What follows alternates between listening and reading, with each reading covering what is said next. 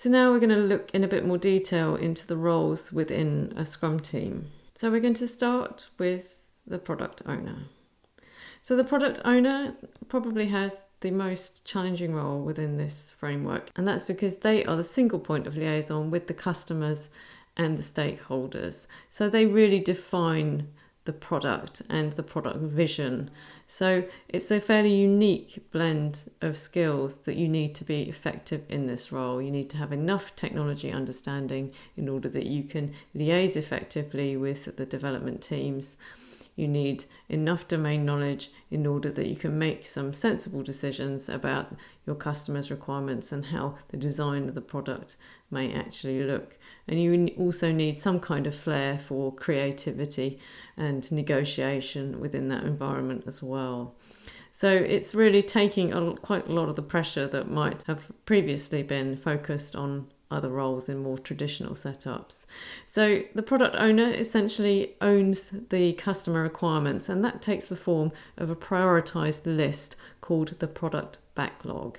So this is prioritized ahead of each sprint. So product ownership can often feel like this. There's a lot of conflicting things going on. There's an awful lot of different items to juggle in terms of your customers, your stakeholders, the development teams, expectations, the design elements, the list goes on. But it's essentially the product owner who needs to track the team's ability to deliver. And it's really the product owner that controls the product backlog and thereby the scope of what the team needs to deliver. So essentially, they are responsible for maximising the value of the product that the team needs to deliver and build. The product owner is also the sole person responsible for managing the product backlog. And it's really important that that's one person's vision and that it's controlled in that way. They must clearly express the product backlog items. They must prioritise the items in the product backlog. So they need to understand clearly, in terms of that product vision, what is most important to their customer. They need to ensure that the product backlog is visible, transparent, and clear to everybody. It's also important that they are one person and not a committee. And that's key for essentially making clear decisions in order to be able to drive the development forward. But in order for the product owner to really be successful, the entire organisation must respect his or her decisions. So within the development framework and the meetings that you have scheduled, it's important that questions are openly asked and you have that ability to negotiate with the product owner, but essentially their decision must be followed. So that brings us on to the team.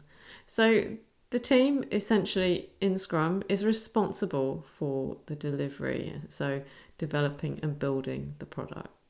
So they are a cross-functional unit who define and work on the tasks and activities required to deliver the product. So what we mean by cross-functional is different skills and disciplines within that team. So not one team of developers or one team of testers or one team of designers.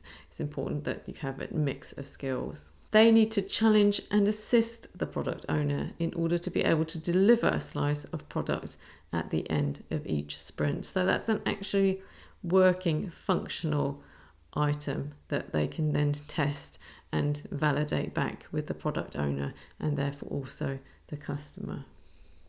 So the responsibilities of the development team are that they must be self-organising. They have a very flat structure. The development team is also cross-functional, so that blend of skills that I've mentioned previously.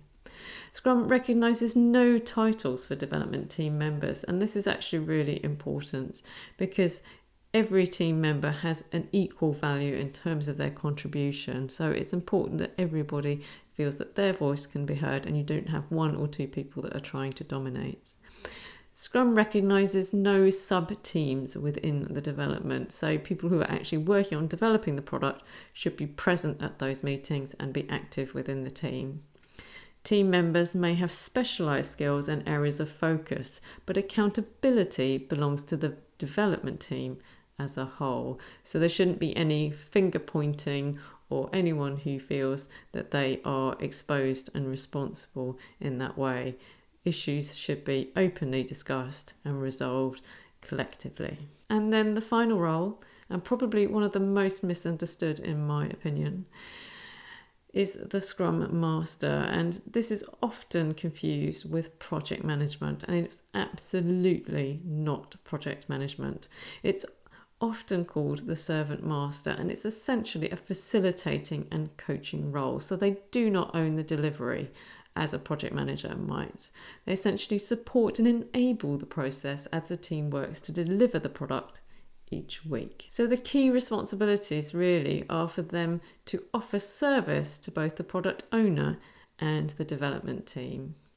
The Scrum Master serves the organisation in several ways. So they need to plan implementations, facilitate Scrum events, so whether those are meetings, help stakeholders enact Scrum essentially. So they exist really to remove obstacles and facilitate that change through the process. So I think that's a reasonably good overview of what the different roles and responsibilities are.